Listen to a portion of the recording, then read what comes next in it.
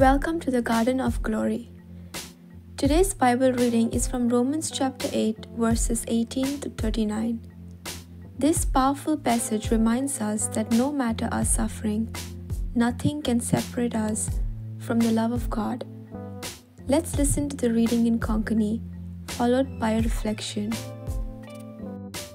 रोमकारांक पत्र अवेसोर 8 वळी 18 ते 30 आणि 9. आमचो शेवट मोहिमा.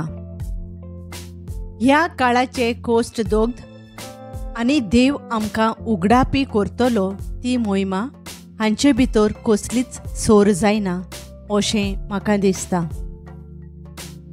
कित्याक देवाच्या भुरग्यांचे प्रकाशनेक आख्खी रचना ओत्रेकून ओत्रेकता. आपलो शेवट शार्ती पावूंक रचनेच्यान नजो जालें तें तितलेंच खुशेन न्हय, पूण आपली येवजण पाळून हाडच्या भरवशान देवानूच असो निर्णय घेतलो.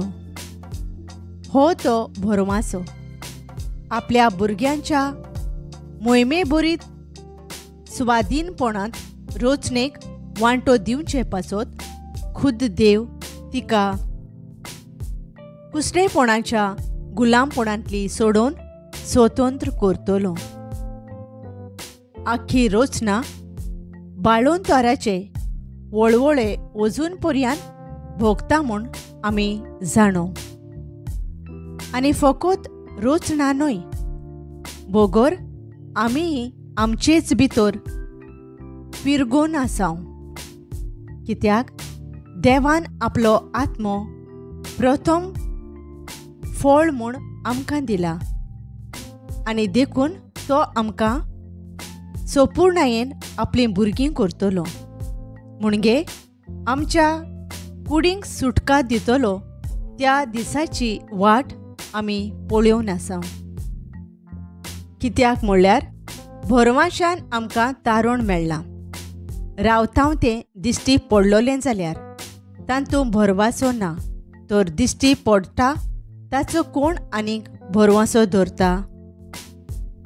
पूण दिश्टी पडना ताचो आमी भरवसो धरता तेन्ना सोंसणिकायेन आमी ताची वाट पळोवन रावता. तेच परी आमी असोक्त म्हणून पवित्र आत्मो आमच्या आदाराक येता.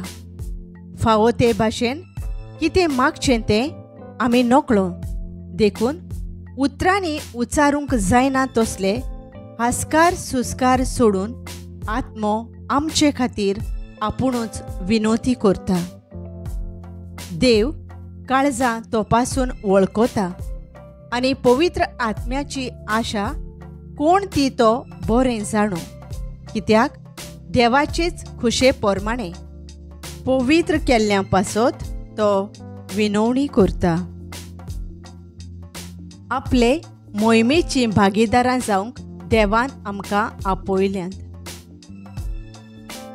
जीं कोण ताचो मोग करतात आनी ज्या कोणाक ताणें आपले येवजणे प्रमाणे आपयल्यांत तांचे बराबर सगळ्या वस्तूंनी देव तांच्या बऱ्याक वावुरता म्हूण आमी जाणो. मनशांनी देवाच्या पुताचो रूपकार घेवचे खातीर आनी असो तो सोमेस्त भाव भयणी मदलो मालगोडो जावचे खातीर देवान तांकां आदीं फुडेंच मोगान वळखून काडल्यांत आनी नेमल्यांत. ज्या कोणाक आदीं फुडें तांणी नेमल्यांत तांकां ताणें आपोवणें केलां.